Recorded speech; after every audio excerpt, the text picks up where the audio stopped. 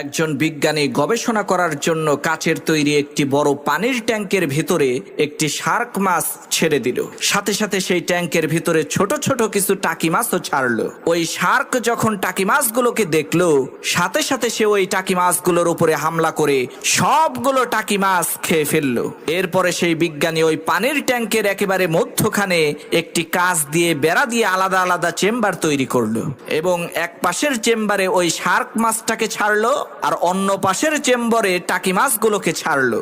এখন ওই শার্ক মাছটা যখনই ওই টাকি মাছগুলোকে আক্রমণ করতে চায়, তখনই সে ওই কাচের বেড়ার সাথে যে প্রচন্ড জোরে ধাক্কা খায়। কোনো ক্রমে সে ওই টাকি মাছগুলোকে আক্রমণ করতে পারে না, তাদেরকে খেতেও পারে না। এইভাবে কয়েকদিন থাকার পর ওই বিজ্ঞানী পানির ট্যাঙ্কের মধ্যে থাকা ওই কাচের বেড়াটাকে উঠিয়ে নিল। এবার ঘটলো এক আশ্চর্য কাহিনী। টাকি মাছগুলো শার্ক মাছের কাছে চলে আসলো, তার মুখের সামনে